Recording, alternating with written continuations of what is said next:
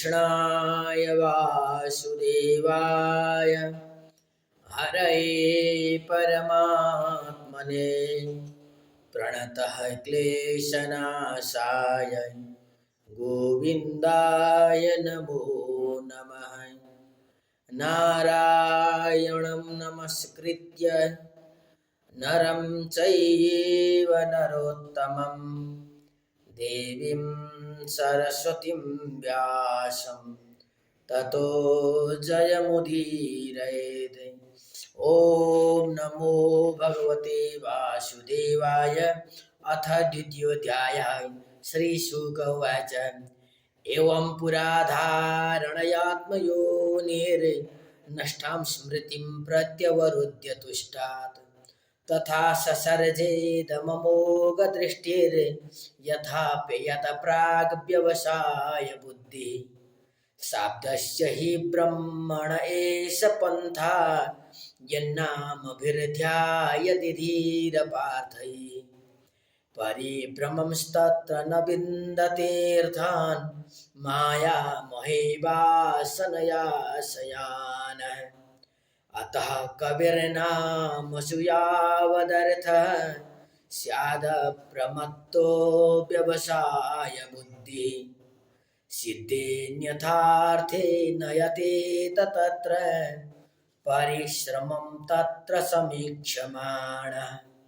सत्यां क्षितौ किं कशिपोः प्रयासैर्बाहौ स्वसिद्धेह्युपबर्हणैः किम् सत्यञ्जलौ किं पुरुधान्नपात्र्या दिग्वल्कलादौ सति किं दुकूलैः।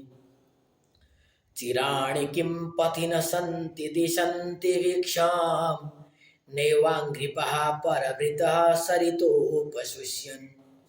रुद्धा गुहा किमजितो वतिनोपसन्नान् कस्मात् भजन्ति कवयो धनदुर्मदान्। एवं स्वचित्ते स्वत एव सिद्ध आत्मा प्रियोऽर्थो भगवान् अनन्तः। तं निर्वृतो नियतार्थो भजेत संसारहेतु परमश्च यत्र।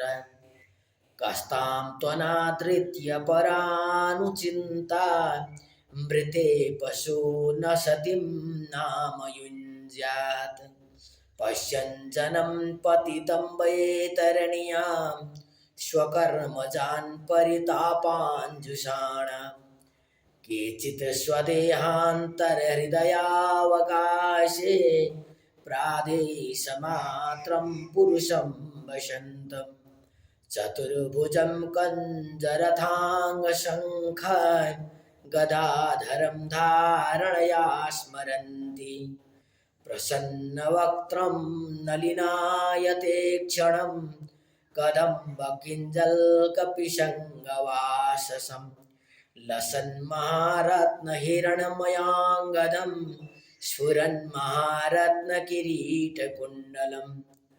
वह्निद्रहृत्पङ्कजकर्णिकालये योगेश्वरस्थापितपादपल्लवम्।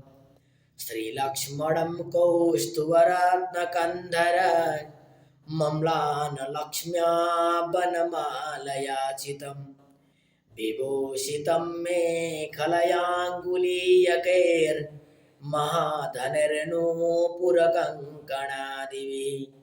स्निग्धामलाकुञ्चितनीलकुन्तलैर्विरोचमानाननहासपेशलम्।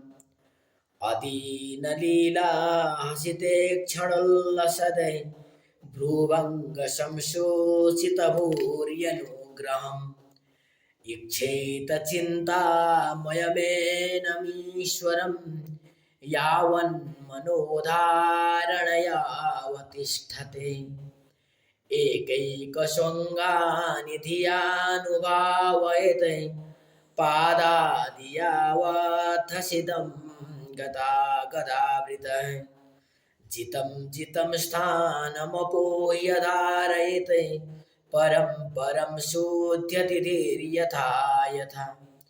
यावन्न जायेत परावरेऽस्मिन् विश्वेश्वरे द्रष्टरिभक्तियोगः तावत् स्थवीयः पुरुषस्य रूपं क्रियावसाने प्रयतः स्मरेत् स्थिरं सुखं चासनमाश्रितो यतिर्यदा जिहासोरिममङ्गलोकम् काले च देशे च मनो न सज्जयते प्राणन्यच्छन्मनसा जितासु मनः स्वबुद्ध्या मलया नियम्य क्षेत्रज्ञ एतां निनयत तमात्मनि आत्मानमात्मन्यवरोध्य धीरो लब्धोपशान्तिर्विरमेत कृत्यात् न यात्र कालो निमिषां परः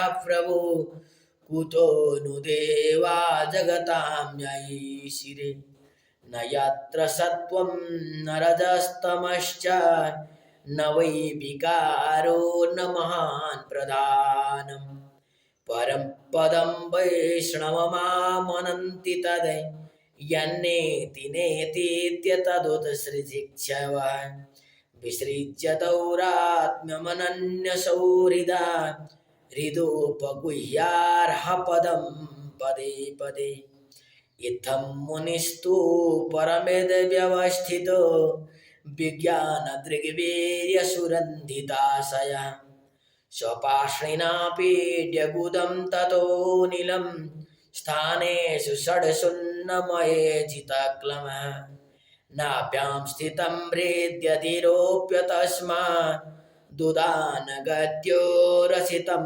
नयन्मुनिः ततोऽनुसन्धाय धिया मनस्वी श्वतालुमूलं सनकैर्नयेत तस्मात् भ्रूरन्तरमुन्नयेत निरुद्धसप्तायतनूनपेक्ष्य स्थित्वा मुहूर्तार्धमकुण्ठदृष्टिर्निर्विद्य मूर्धन् विसृजेत परं गतः यदि प्रयास्यन् नृपपारमेष्ठ्यं वैयायसानामुत यद्विहारम् अष्टाधिपत्यं गुणसन्निवाये सहैव गच्छन्मनसेन्द्रियैश्च योगेश्वराणां गतिमाहुरन्तर बहिस्त्रिलोक्यः पवनान्तरात्मनः न कर्मभिस्तां गतिमाप्नुवन्ति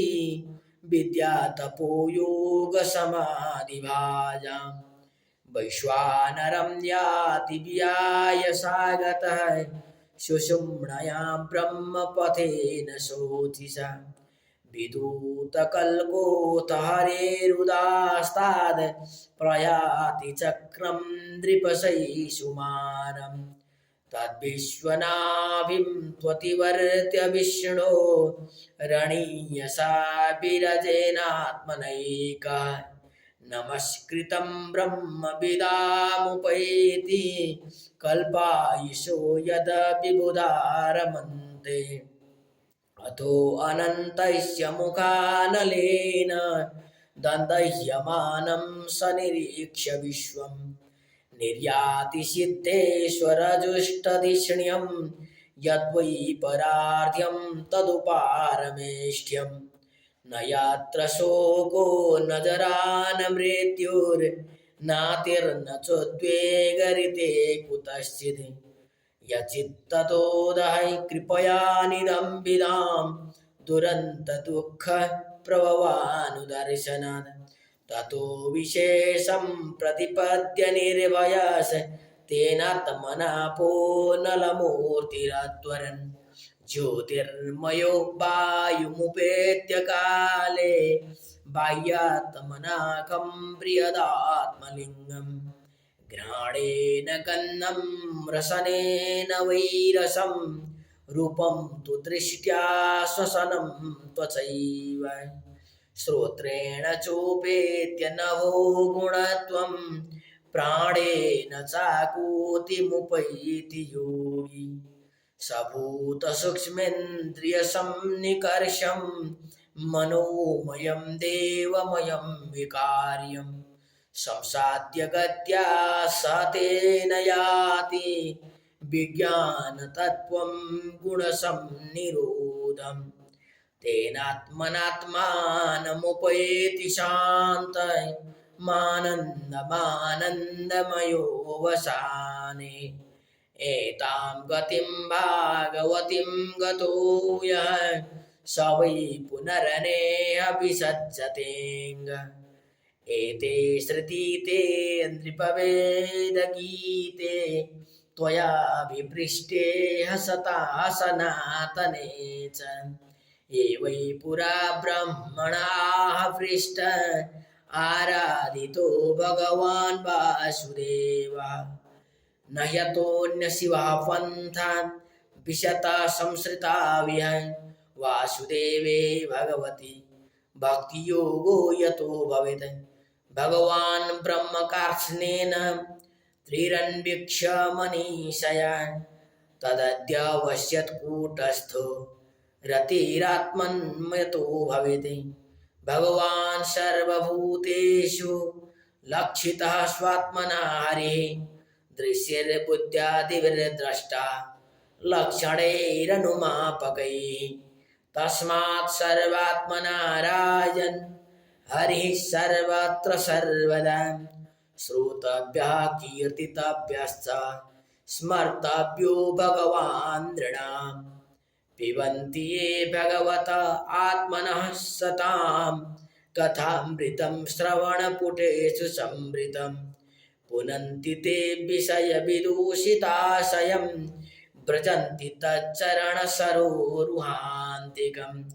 जय जय श्रीमद्भागवते महापुराणे पारमहंस्यां संहितायां द्वितीयस्कन्धे पुरुषसंहिता वर्णनं नाम द्वितीयोऽध्यायः।